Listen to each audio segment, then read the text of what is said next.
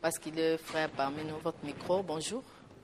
Bonjour, Africa, ça va? Ça va bien, vous allez bien? Ça va, un peu bousculé, mais ça va. Oui, sinon nous sommes très contents parce que, comme je l'avais dit à l'annonce, que Foi et Œuvre a totalisé une année et le premier élément que nous avons diffusé dans Foi et Œuvre, c'était l'élément de l'apôtre Chor Akweto sur la dîme, où vous parliez de la dîme et tout ça, les 4 sortes, machin. Donc aujourd'hui, nous totalisons une année d'existence et une année avec l'apôtre sur le plateau et non avec une interview, donc lui-même en personne. J'espère qu'il va pouvoir nous expliciter sur l'apostasie, puisque c'est de ça que nous allons parler. Alors, pour ne commencer que par là, qu'est-ce qu'est l'apostasie? D'accord. Alors, pour parler de l'apostasie, bien évidemment, nous allons prendre un passage dans le livre de 2 Thessaloniciens, chapitre 2, à partir du verset 1er, et nous allons lire jusqu'au verset 6. Voilà, donc l'épître aux Thessaloniciens, chapitre 2, verset 1er au verset 6. Pour ce qui concerne l'avènement de notre Seigneur Jésus-Christ et notre réunion avec lui, nous vous prions, frères, de ne pas vous laisser facilement ébranler dans votre bon sens et de ne pas vous laisser troubler soit par une inspiration, soit par une parole, soit par une lettre qui semblerait venir de nous comme si le jour du Seigneur était déjà là. Que personne ne vous séduise d'aucune manière, car il faut que l'apostasie soit arrivée auparavant et qu'on ait vu paraître l'homme impie, le fils de la perdition, l'adversaire qui s'élève au-dessus de tout ce qu'on appelle Dieu. Il va jusqu'à s'asseoir dans le temple de Dieu, se proclamant lui-même Dieu. Voilà ce que l'apôtre Paul ici va annoncer. Il va annoncer clairement, bien évidemment, l'apostasie comme étant un des signes majeurs qui doit précéder le retour du Seigneur. En fait, lorsque l'apôtre Paul va écrire cette épître aux Thessaloniciens, si vous lisez la première épître aux Thessaloniciens, vous verrez que les Thessaloniciens avaient été beaucoup combattus, beaucoup persécutés à cause de leur foi. Et Paul devait leur dire de ne pas justement perdre assurance que si les chrétiens décédés étaient véritables dans le Seigneur, si Christ était mort et ressuscité, il allait à la fin de temps les ressusciter. Et puis au chapitre, à la deuxième épître de Paul aux Thessaloniciens, en fait il va y avoir une rumeur qui va circuler à cette époque dans cette ville de Thessalonique. Comme quoi Paul même aurait annoncé, n'est-ce pas, que la persécution que ces chrétiens vivaient n'était rien d'autre que la grande tribulation. Que Christ était déjà venu, d'après ces faux docteurs, et qu'il avait déjà enlevé l'église. Et que les chrétiens persécutés, à cette époque, étaient restés à l'enlèvement. Alors Paul va avoir vent de cette rumeur, de cette fausse doctrine qui lui était attribuée. Et il va devoir écrire cette épître en disant aux Thessaloniciens, avant l'avènement du Seigneur, c'est-à-dire l'enlèvement de l'église, la grande tribulation, l'établissement du royaume sur la terre, l'Armageddon, avant l'avènement du Seigneur, il faut que 2 choses arrivent auparavant. La première, c'est l'apostasie. Et la deuxième chose, c'est l'établissement de la bête, de l'homme impie, de l'antéchrist ou l'antichrist et de son système dans le temple. Or, nous sommes, selon 1 Corinthiens 3,16, en tant qu'Église, nous sommes le temple de Dieu. Et Paul annonce que, à la fin de temps, avant que Jésus ne vienne enlever l'Église, il n'a pas prédit un grand réveil, comme beaucoup de faux prophètes le disent, mais il a prédit l'apostasie. Alors, le mot apostasie vient du grec apostasia, qui veut dire littéralement abandon de la foi ou encore défection. C'est lorsque les gens qui étaient au préalable touchés par le Seigneur dans la vérité se laissent séduire par le péché, par l'amour de l'argent, par le sexe, et abandonnent de ce fait la foi et repartent comme des porcs dans la boue. Et nous avons 2 sortes d'apostasie. Nous avons par exemple l'apostasie qui concerne des personnes qui vont, parce qu'elles sont combattues, parce qu'elles sont persécutées à cause de la vérité, elles vont baisser les bras, elles vont carrément quitter les assemblées et repartir dans le monde, ne plus prier, ne plus méditer la parole de Dieu. Et nous avons la deuxième sorte d'apostasie qui concerne cette fois-ci des chrétiens ou des pasteurs qui quittent la vérité, s'éloignent du Seigneur, sur le plan doctrinal aussi. Ils enseignent des hérésies, des fausses doctrines, mais tout en étant dans les assemblées, tout en prêchant la parole, mais leur parole à eux. Et cette deuxième sorte d'apostasie est plus dangereuse encore.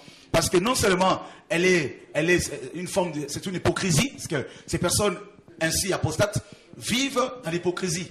elles font semblant d'être des vrais chrétiens, elles ont une apparence pieuse, mais quand elles sortent des assemblées, des bâtiments, elles vivent leur vie comme elles sont véritablement. Mais apôtre, est-ce que c'est parce que Dieu est miséricorde, c'est comme ça que le pasteur, certains pasteurs entre guillemets, nous disons que nous d'enfants et œuvres, quand nous parlons d'un thème, c'est-à-dire nous avons déjà enquêté sur les thèmes et nous avons vu qu'il y a vraiment des abus, il faut les dire, dans les assemblées de Dieu, dans les églises.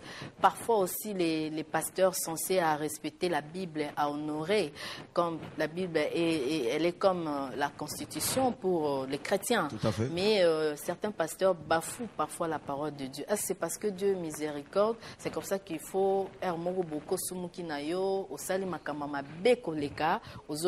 mon Dieu, il fait grâce aux humbles comme Nami Kétis Nanga, la grâce pour Nanga. Vous ne trouvez pas que ça devient alibi moko bozo peut s'appeler libre accès et pas basalanza mais sous.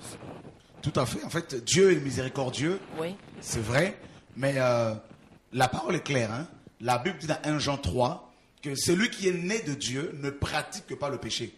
N'est-ce pas? Et la parole est claire également où la Bible dit que si nous péchons volontairement après avoir reçu la connaissance de la vérité, il n'y a plus de sacrifice, n'est-ce pas, pour le péché. Et en fait, pourquoi des pasteurs tombent-ils de plus en plus aujourd'hui dans le péché sexuel? Vous allez continuer. Il est temps pour nous de vous proposer la Bible et puis aux homos panza, penza bien de mon panza. D'accord, il n'y a pas de problème.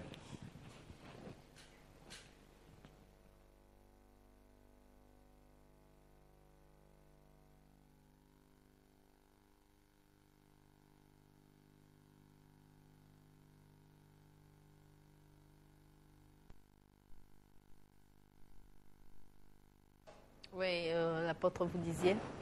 Donc je disais que d'après 2 Thessaloniciens chapitre 2, l'apôtre Paul... pasteur wana bakomo batama na sima nzambe mingi po bayebi kaza miséricordieux akasumu kina kuna na ba sœur asali ba ekobo au-delà même de ça et puis ya simbi bibabi bon on bon de nzambe au purifier nga po azanzambe baza miséricordieux. Qu'est-ce qui fait? Non mais c'est pas ça marche pas comme ça. Le Seigneur et la parole est claire. Quand on pêche volontairement après avoir reçu la connaissance de la vérité, il n'y a plus de sacrifice pour le péché. Maintenant, pourquoi des pasteurs, je ne veux pas dire les pasteurs, dans la mesure où ce n'est pas tous les pasteurs qui déconnent. Donc, des pasteurs, pourquoi des pasteurs déconnent-ils ainsi? Parce que de plus en plus, on voit qu'il y a des pasteurs qui sont de plus en plus comme des patrons, des chefs d'entreprise. Ils exigent de l'argent au peuple. En fait, si vous voyez, frères et sœurs, autant de problèmes dans vos églises, ce n'est rien d'autre que l'accomplissement de la prophétie biblique. La Bible, dans 2 Thessaloniciens, le verset qu'on a lu tout à l'heure, chapitre 2, au verset 1er au verset 6, la Bible a prédit l'apostasie à la fin de temps. L'apostasie dans les assemblées. L'apostasie, c'est l'abandon de la foi. Donc, de plus en plus, Mujinga, tu verras que des pasteurs vont abandonner la vérité. Ils vont se mettre à enseigner des fausses doctrines. Des doctrines de Lucifer. Comme 1 Timothée 4:1 le dit, l'Esprit dit expressément que dans les derniers temps, quelques-uns abandonneront la foi, c'est-à-dire la vérité, pour s'attacher à des esprits séducteurs et à des doctrines des démons. Donc, il y a la saine doctrine et il y a aussi les doctrines des démons. Or, les doctrines des démons, qui sont-elles? En fait, c'est quoi ces doctrines? Et nous avons par exemple la construction des édifices qu'on appelle l'église. Les grands bâtiments que nous voyons ici et là.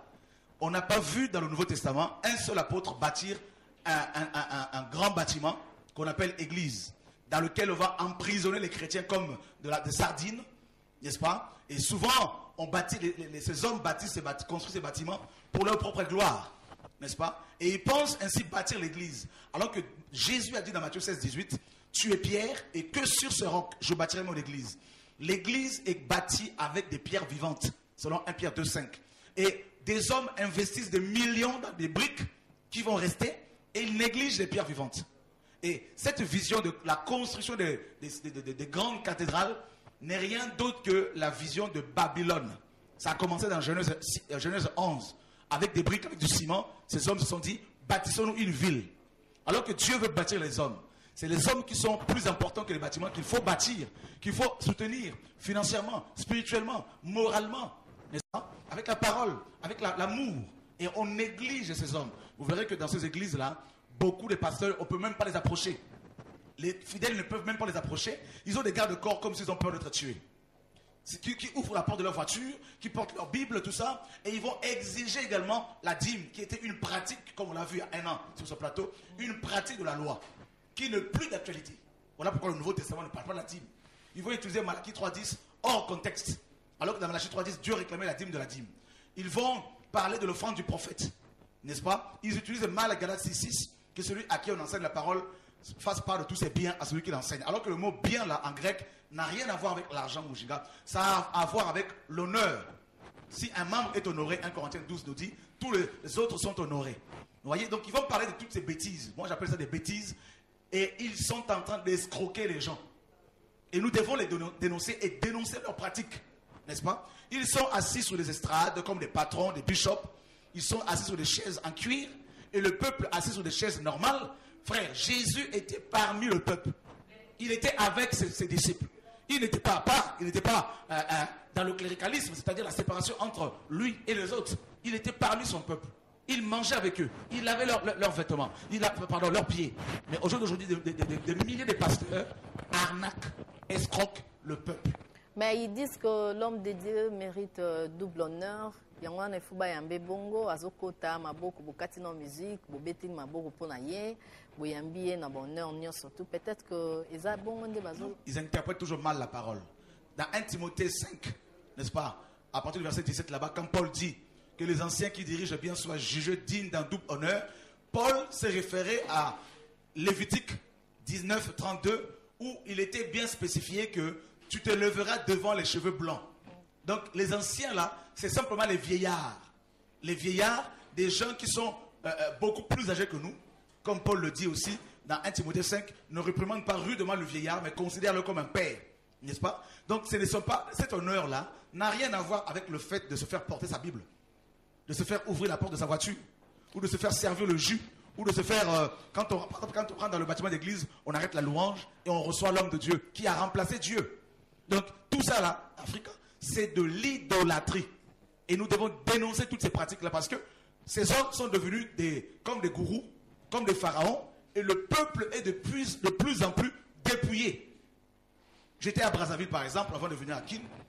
Là-bas, un soi-disant apôtre, n'est-ce pas, qui a construit une grande cathédrale, qu'il appelle l'église, va se lever contre moi pour faire dire par ses pasteurs, collaborateurs, que Chora Kouetou a dévié, tout ça, nanana. Et je les ai appelés à la télévision. Je leur ai dit, si j'ai dévié, alors venez qu'on en discute sur un plateau de télé avec la parole à l'appui. Et ils refusent. Alors, vous voyez, tu vois à quel point, Africa, l'église, beaucoup d'églises se sont paganisées. Mais pourquoi on dit toujours que vous avez dévié? Est-ce que c'est parce que vous parlez un peu trop? Ou bien vous êtes trop sûr de vous? Ou bien des textes que vous lisez peut-être? Non, c'est pas que je sois trop sûr de moi, je suis sûr de la parole. Moi, je ne suis qu'un homme, je suis faible. Oui. Mais la parole est immuable. La parole est Dieu. Dieu est la parole. Jésus est la vérité. Vous savez, quand on ne peut pas posséder la vérité, on ne peut pas détenir la vérité, c'est elle qui nous tient. Parce que c'est Jésus. Alors, tu vois, cette apostasie se traduit comment? Elle se traduit d'abord par les fausses doctrines. Des doctrines des démons qui sont véhiculées dans les églises. Notamment l'offrande du prophète. N'est-ce pas? La Bible dit dans Matthieu 10, vous avez reçu gratuitement, donné gratuitement. Si je dois bénir un pasteur parce qu'il m'a béni, il n'a pas besoin de me le demander. Je le ferai, je dois le faire de façon volontaire. Tu vois? Et le catéchisme, les enseignements avant le baptême. Moujina, toutes les personnes qui étaient baptisées dans la Bible étaient baptisées le jour de leur conversion. L'ordination, vous voyez les doctrines des démons, tout ça. L'ordination, où on va ordonner les gens avec soutane, cravate, soutane avec crucifix, tout ça. Le collet clérical, comme les cathos. Alors moi je dis, tous ces pasteurs qui portent de soutane, il faut les envoyer au Vatican. Leurs places ne sont pas dans les assemblées de saints, mais il faut les lier, il faut les envoyer au Vatican pour qu'ils travaillent avec lui, Paul, le pape, n'est-ce pas? Et je crois qu'il faut que des prophètes véritables se lèvent pour dénoncer ces hommes-là. Parce que Jésus a dénoncé les pharisiens, Paul a dénoncé les faux prophètes, Jude les a dénoncés, et nous devons également les dénoncer. Nous les respectons comme nous devons respecter tout homme, mais nous devons les dénoncer. C'est vrai que nous dans Foi et Œuvre, nous diffusons certains de vos éléments, des prédications, des enseignements, mais nous recevons aussi des appels par moment. Il y a de ceux-là qui disent « Ah tiens, ton type là, il croit qu'il a le monopole de la vérité ou quoi ?» Est-ce que vous vous sentez assuré, très assuré, la parole au Lobaka. Bon, puisque quelque part vous dites qu'il faut toujours vérifier dans vos Bibles. Donc chacun a sa Bible, il peut vérifier selon les Écritures. Oui. Mais moi, je voulais vous poser une question. C'est que les lots, Batuming Babungi, c'est espoir. Les hommes de Dieu, je dis entre guillemets, c'est là où Bazo Bunga Mwanzela, Bazo se permettre pour une faiblesse et pas les chrétiens. Les chrétiens qui parfois par ignorance ne savent pas quoi faire en moment de souffrance ou bien tant comme ils perdent, bouleversés dans un problème, ils se confient à l'homme de Dieu. Et cet homme de Dieu, entre guillemets, profite de la faiblesse de la personne pour comme un chantage ou bien à dévier message ou bien à profiter pour ça la paix et pas bateau bateau commun. Est-ce qu'il n'y a-t-il pas un modèle ou bien l'éthique pastorale pour les serviteurs, je dis les vrais serviteurs de Dieu, comment doit-il être ou bien si nous commun aux hôtels s'habillent vraiment que tel est l'homme de Dieu, tel ne l'est pas. Voilà. En fait, quels sont les signes caractéristiques d'un véritable, je veux dire, conducteur ou chrétien tout simplement, parce qu'ils sont tous chrétiens. Ouais. Nous sommes tous frères et sœurs. Il n'y a pas de supérieur, il n'y a pas de grand ou de petit. Seul Jésus est élevé. C'est lui la tête. Alors, justement, il y a des signes, Africa. Ces signes-là, c'est quoi? Dans Jean 10, Jésus dit, je suis le bon berger, et le bon berger donne sa vie à ses brebis. Le maître qui est le bon berger nous a donné sa vie. Est-ce que ces pasteurs peuvent-ils donner leur vie à leurs frères et sœurs? Déjà, ils ont du mal à partager leur nourriture, leur repas. Ils ont du mal à partager leur richesse. Ils deviennent de plus en plus riches et le peuple de plus en plus pauvre. Ils ont un évangile qu'on appelle l'évangile de la prospérité qui sort de l'enfer. Un évangile que le diable a inspiré dans les églises où l'on vous dit que si vous êtes pauvre, Jésus n'est pas avec vous. Laissez-moi vous dire que la richesse n'est pas un synonyme ou un signe, n'est-ce pas, d'une vie chrétienne réussie. Parce que tous les riches, la plupart des riches dans le monde ne sont pas chrétiens. Donc, vous voyez que la vraie richesse, elle est spirituelle. C'est la crainte de Dieu, la sanctification. Donc, un pasteur qui n'est pas capable de prendre son argent et de le donner à un frère, ce n'est pas un bon pasteur. Un pasteur qui va s'asseoir sur une estrade, qui va être constamment sur l'estrade avec sa femme, l'église est gérée comme une église, une entreprise familiale de papa et de maman. Ça, ce n'est pas le signe des bons bergers. Un bon berger est parmi son peuple. Le bon berger connaît ses brebis. Est-ce que ces pasteurs connaissent-ils leurs brebis? Mais non, parce qu'ils n'ont pas le temps pour ça. Si vous voulez les voir, il faut aller dans leur bureau climatisé. Et encore, des fois, il faut prendre rendez-vous un an à l'avance. N'est-ce pas? Il y a des gorilles qui sont là. Service protocolaire. Protocolaire, tout ça. Mais c'est pour mettre un peu de l'ordre, non? Mais non, Dieu est un peu d'ordre, mais ça, c'est pas de l'ordre. Ça, c'est une organisation babylonienne. N'est-ce pas? Ça vient de Babylone. Un bon pasteur, c'est un berger. Un berger connaît ses brebis. Et Proverbe nous dit, connais chacune de tes brebis. N'est-ce pas? Pour mieux leur administrer les soins dont elles ont besoin. Et ces pasteurs, souvent, consacrent ou ordonnent leurs femmes pasteurs. Je n'ai pas vu, Africa, dans la Bible, une seule église qui était dirigée par papa et maman. Je n'ai pas vu Pierre diriger l'église avec sa femme. Et pourtant, il était marié. Je n'ai pas vu Jacques diriger l'église avec sa femme. Pourtant, il était marié. Donc, vous voyez, toutes ces doctrines sont les doctrines de Lucifer. Ça vient de l'enfer. Et c'est ce que nous dénonçons. L'apôtre Chora ne peut pas diriger une église avec sa femme? Non, pas du tout. Sa femme n'est pas pasteur? Ma femme n'est pas pasteur et je n'ai pas vu dans la Bible une seule femme pasteur. Je crois au ministère de la femme, attention, mais il y a une grande déviation. En fait, je voudrais dire, nous sommes pour la plupart, en tant que chrétiens, nés dans la déviation. En fait, le christianisme tel que nous l'a présenté actuellement, tel que nous le connaissons, est un christianisme qui est né, qui a été conçu dans l'utérus du catholicisme romain. Nous sommes pires que les catholiques romains. Donc nous devons revenir aux Saintes Écritures. Voilà pourquoi beaucoup de pasteurs couchent avec les femmes d'autrui, prennent les enfants d'autrui, les violent, les font avorter, les dépouillent, n'est-ce pas? Ils vont les dépouiller comme pas possible. Et je dis également que quand on médite dans la Bible, on n'a pas vu une seule église qui était dirigée par un homme seul, par un pasteur seul. C'était les équipes, les apôtres fondaient les églises et les gens travaillaient en équipe. Aujourd'hui, ces soi-disant apôtres bâtissent les églises. Ils construisent des grandes cathédrales à leur propre gloire, climatisées, attention. Et puis ils sont sur les estrades avec leurs femmes à côté, comme des princes. Et le peuple est assis loin. Et devant eux, il y a des protocoles.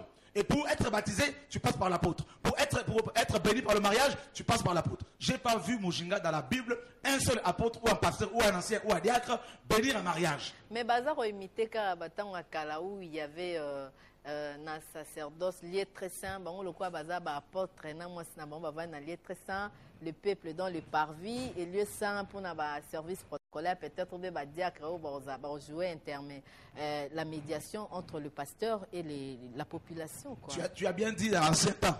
Nous ne sommes pas sous le sacerdoce de Lévi. Nous sommes sous le sacerdoce de Melchisédek. Le rideau a été, le voile a été déchiré de haut en bas. Oui. Nous avons tous accès au lieu très saint, au trône. Nous sommes tous, en tant qu'Église, d'après Éphésiens 2, 4 à 8, assis dans les lieux célestes. N'est-ce pas? Donc, nous devons dénoncer toutes ces pratiques-là parce qu'elles n'ont rien à voir avec les Écritures.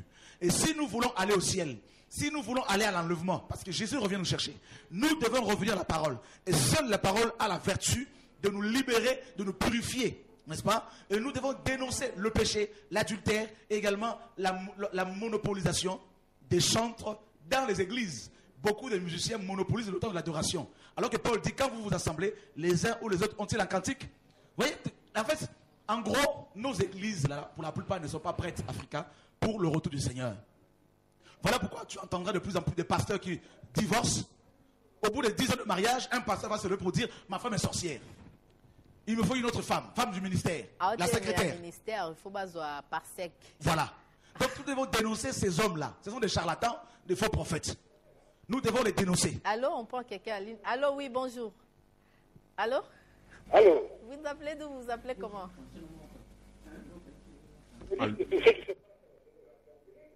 Oui, c'est en direct. Vous êtes en direct.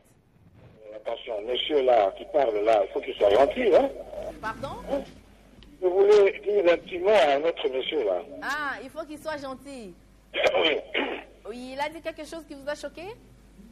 Non, je suis un peu légèrement choqué. Je ne suis pas pasteur, mais je travaille sur la parole de Dieu depuis très longtemps. Ça me gêne un peu quand il dit le pasteur, il est défendu que le pasteur puisse diriger une église ou l'affaire de Dieu avec sa femme. Je ne vois pas dans la Bible où c'est interdit. Et surtout quand on doit faire un bien pour Dieu auprès de ces hommes sur la terre, je ne vois pas pourquoi cela doit être banni. Non, je ne dis pas que ça gêne peut-être les gens, mais moi je ne vois pas où est le mal quand s'il doit faire le bien. Hein? Je ne vois pas pourquoi là. Je ne sais pas. Est-ce qu'il peut sortir un verset biblique qui dit ça? S'il vous plaît. Oui, c'est tout? Ok. Oui. En fait, le monsieur dit, il ne voit pas le mal ou le mal. Le fait que l'église soit dirigée par un pasteur seul. Et nous devons tout faire d'après les Écritures. N'est-ce pas? Oui. On ne doit pas bâtir l'église avec nos mentalités. N'est-ce pas? Avec nos traditions, nos coutumes. La Bible l'église a profondément la parole. Je bâtirai mon église sur ce roc. Jésus dit dans Matthieu 16, 18. Donc, tout ce que nous devons faire en matière d'église doit avoir, toutes les choses que nous faisons par rapport à l'église doivent avoir profondément les Écritures. Les églises bibliques sont dirigées par des équipes.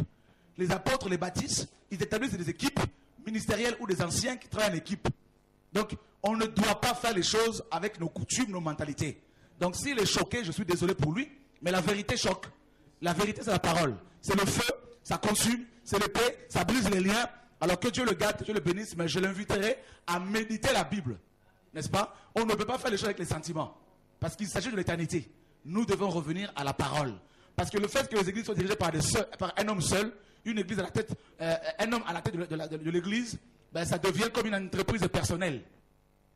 Donc un homme, si Dieu l'appelle pour commencer une église, il doit savoir qu'il est apôtre. Il doit former les gens, d'un commun accord avec la parole, avec l'esprit et le peuple. Il établit les anciens et il va recommencer la même chose ailleurs. Mais il y en a, ils préfèrent rester sur place à vie. Voilà pourquoi ils ordonnent leurs femmes pasteurs. Si elles sont enceintes, elles vont accoucher en Europe avec l'argent des dîmes et des offrandes du prophète. Et le peuple reste sur place pour galérer. Et nous devons dénoncer toutes ces pratiques-là, n'en déplaise aux gens. Et quand ils sont en mission, c'est l'ami du pasteur qui vient enseigner à l'église? Quand ils sont en mission, c'est maman qui gère l'entreprise. S'ils partent avec leur maman, leur femme, c'est les amis qui viennent de l'extérieur. Bonjour, vous appelez d'où? Vous appelez comment? Oui, moi c'est pasteur en anglais. Oui. J'ai vu les noms, il s'appelle les frères Chora Kwetu. Oui. Et je voulais d'abord savoir, lui-même, il a quel ministère? C'est d'abord un. Et oui, moi je suis un apôtre. savoir, il a quel ministère lui-même, son église c'est où, troisièmement, lui veut que les choses se passent comment, et puis quatrièmement, c'est un conseil. Bon, s'il faut parler aux gens, qu'ils puissent avoir d'abord le tempérament de quelqu'un qui éduque, ou qui est un peu cela. Mais ce qu'il fait là, personne ne peut le croire lui-même. Hein? Qu'il nous dise d'abord son église c'est où, lui-même il a quel ministère, et qu'est-ce qu'il lui reproche, qu'est-ce qu'il lui veut que les choses soient, et après je vous rappelle encore. Merci. C'est révérend Naklin Tchekagazadi. Oui, merci beaucoup. En fait, le plus important, ce n'est pas mon ministère. Le plus important, c'est la parole. Nous devons regarder à la parole. Il est temps qu'on arrête un peu avec le ministère. Quel est ton ministère, d'où tu viens, tout ça là. La parole est claire. Regardons à la parole. Je crois que nous sommes au pays, nous voyons la plupart des pasteurs qui vont avec les femmes d'autrui, qui passent à la télévision pour enseigner des choses qui n'ont rien à voir avec la parole de Dieu. On va promettre aux gens, ils vont avoir le visa pour aller en Europe, promettre aux gens la guérison, campagne de miracles, de guérison, il n'y a rien qui se passe. Soyons honnêtes. Nous devons revenir aux Écritures. Arrêtons de chercher à savoir d'où il est, de quel pays il est, quel est son nom. Lui-même, tout ça. Il est pasteur, il est apôtre, il est docteur, il est diacre, il est ancien, il est quoi? Vous-même, là, vous êtes qui? Je suis disciple de Christ. C'est ça le plus important. Il est venu faire des disciples. Donc, je suis disciple de Christ. Le ministère que j'ai, c'est le ministère de Christ. Le ministère de la parole, de la vérité, de la prière. C'est le ministère de tous les croyants. Maintenant, mon église se trouve où? L'église n'est pas un lieu spécifique, Africa. L'église n'est pas un lieu spécifique, un endroit spécifique. L'église est un organisme vivant qui peut bouger. L'église peut parler. L'église est un organisme. Qu'elle soit universelle ou locale, c'est un organisme. Voilà. Donc, quand on utilise le langage, je vais à l'église. On ne va pas à l'église. Comment voulez-vous aller à un endroit alors que vous êtes cet endroit-là? Vous voyez? Donc, l'église, c'est quand 2 ou 3 se retrouvent ensemble pour partager la parole de Dieu. Ça peut être dans une maison, ça peut être dans un bois, dans une forêt. C'est nous l'église. L'église, c'est l'assemblée des saints. Ecclésia en grec. Ek, hors de, clésis ou clésia, appel. Donc, c'est l'ensemble de personnes qui ont répondu à l'appel, qui sont sorties du péché, du système des hommes, de la religion et des traditions qui ont remplacé la parole de Dieu. Ce sont des personnes qui ont répondu à l'appel et qui suivent complètement le Seigneur, où qu'il aille, qui marche à contre-vent.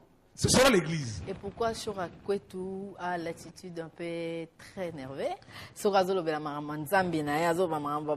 Déviation, il est trop coriace, c'est dû à quoi? C'est dû simplement à la compassion, à la souffrance que nous éprouvons face à l'état de l'église. Oui. Parce qu'aujourd'hui, le nom de notre Dieu, Jésus-Christ de Nazareth, est blasphémé parmi les païens à cause de nous. Je ne veux pas dire à cause d'eux, à cause de nous tous en tant que conducteurs du peuple. Et nous devons nous repentir. Et je crois que quand Jésus enseignait, quand il prêchait, il parlait avec force et autorité. Ce qui avait justement stupéfait les pharisiens. Et nous devons dénoncer le péché. Nous ne manquons pas du respect aux gens, mais nous dénonçons le système que les hommes ont mis en place pour emprisonner les chrétiens. Voilà. Et ce système-là, ce sont ces bâtiments qu'on appelle l'église, ce sont ces liturgies inchangées depuis des années et des années, n'est-ce pas, où il n'y a plus la liberté. Ces offrandes qu'on impose au peuple, ces dîmes qu'on impose au peuple, que les gens donnent librement, que les gens exercent leur ministère librement dans les assemblées. C'est pour la liberté africaine que Jésus nous a sauvés. Il nous a appelés à la liberté. Voilà ce que nous enseignons. Et nous enseignons également que l'église de Jésus est bâtie sur le fondement des apôtres et des prophètes, selon Éphésiens 2:20. C'est-à-dire les apôtres mettent la fondation, ils établissent le ministère, qui travaillent en collège, ils vont refaire la même chose ici et là. Ils ne restent pas en tant qu'apôtres dans un bâtiment à vie, parce qu'ils finiront par déconner, par devenir des patrons, des chefs d'entreprise, par étouffer ceux et celles qui sont appelés du Seigneur. Et nous voulons tout simplement dire aux gens, revenons à la parole. Le retour à la parole, c'est vrai que nous ici dans Foi et Œuvre, nous avons les enseignements de l'apôtre Chorakwetu. Tous en belendeng to l'exelabino ba séquence amike to doba toujours que tous en ebele. Si vous en avez besoin vraiment, n'hésitez pas à nous appeler sur le 09 91 12 60 60. Beaucoup enseignement wana, on dit bien les enseignements pour esunga yo pe oyeba koyeba parole ba manipula kaote à tout moment. Donc isa malamu mingi mingi mais koyamba apporte chose ezana encore spécialement ekokamso peut-être mais le connaît José Solo. Il est vraiment très fier de vos enseignements mais seulement eloko nini ekosala que lelo na Kinshasa oyo pasteur mosusu pe ba copier modèle à bien. Est-ce que ça manque d'enseignement, topé manque d'enseignants, de bons enseignants ou bien ignorance quand des hommes ma bon topé l'amour de l'argent des hommes ma batunion soit dans la perdition.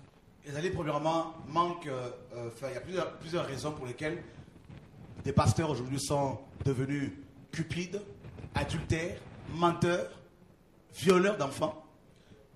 Une des raisons c'est le manque Africa des modèles, des pères. Les apôtres, c'est des pères. Les 5 ministères d'Éphésiens 4, c'est des pères. Ils doivent être des modèles. Paul dit dans Galates 4, 19, mes enfants pour lesquels j'éprouve de nouveau les douleurs de l'enfantement jusqu'à ce que Christ soit formé en vous. Lorsque les jeunes ministères, les jeunes ministres de Dieu voient que leurs aînés sont complètement dans la cupidité, sont complètement dans l'adultère, sont complètement dans le mensonge, qu'ils passent à la télévision pour enseigner aux gens un évangile qui ne les amène pas au ciel. Un évangile qui ne les éloigne pas de l'enfer, mais un évangile qui les accroche à la terre, à l'orgueil, à la recherche du pouvoir. Eh bien, les jeunes ministères vont prendre ces pères, ces hommes, comme des modèles. Et ils vont les suivre dans leur égarement. Donc, il faut des pères apostoliques véritables qui soient capables de montrer aux jeunes générations la foi. D'être de vrais pionniers. Et c'est ce qui nous manque. Dieu avait suscité beaucoup de pères à Kinshasa. Beaucoup de pères dans notre beau pays, n'est-ce pas, en RDC Congo. Mais malheureusement, la plupart de ces hommes, beaucoup parmi eux en tout cas, que je connais aussi, se sont éloignés du Seigneur et ils sont tombés dans l'apostasie. Ils vont jusqu'à justifier leur péché, leur vie immorale, leur promiscuité sexuelle, par des versets tordus et sortis hors contexte. Alors les jeunes ministères, qu'est-ce qu'ils vont faire? Ils vont les suivre. Vraiment. Voilà. Un mot de la fin pour tout Kabana, pour Shora, tout comme Nasuka, et puis un gentil mot pour l'émission Nabiso Koksipe Inani. Le mot de la fin, je voudrais inviter tous ceux qui nous suivent en direct, de Kinshasa, de toute la RDC, et également inviter ceux qui nous suivent en ce moment de Brazza. Je les invite tous demain lundi à 15h au stade Omnisport de Wenze. Demain à 15h, nous serons là-bas pour une conférence, questions et réponses. Et on va partager la parole de Dieu sur l'apostasie, sur la fin de temps. Et je voudrais également remercier le Seigneur pour notre nation. Et comme la parole nous le recommande, je voudrais également, selon 1 Timothée 2, bénir les autorités. Bénir le président, bénir les ministres, le premier ministre, les préfets, les autorités, donc les policiers, les gendarmes. Et que Dieu leur donne la sagesse pour mieux diriger le pays. Et je prie également pour que la paix revienne dans notre beau pays. Que Dieu nous donne la paix. Et le mot de la fin également, j'invite l'église de la RDC à la repentance. Repentez-nous car l'église est malade. Revenons à la parole. Et je voudrais également encourager l'émission, encourager les bien-aimés, les hommes et les femmes de cette belle chaîne de télé qui nous donne l'opportunité, la grâce de pouvoir passer pour prêcher la parole de Dieu et vous encourager, n'est-ce pas? Et vous dire merci pour votre accueil, parce que j'ai toujours été bien accueilli ici. Et que cette émission aille encore plus loin et que la vérité éclate dans tout le pays, que toute la gloire soit rendue au Seigneur Jésus-Christ que j'aime. Et je précise que je ne suis pas contre les pasteurs, je ne suis pas leur ennemi, je ne leur manque pas du respect, ne confondons pas la vérité, n'est-ce pas, et Shora Kouitou. Là, je parle avec hardiesse parce que c'est la parole, mais il y a Shora et il y a le ministère. Donc que Dieu les garde, que Dieu bénisse tout le monde au nom de Jésus. Merci beaucoup, Apôtre Shora, Lobby Torzala.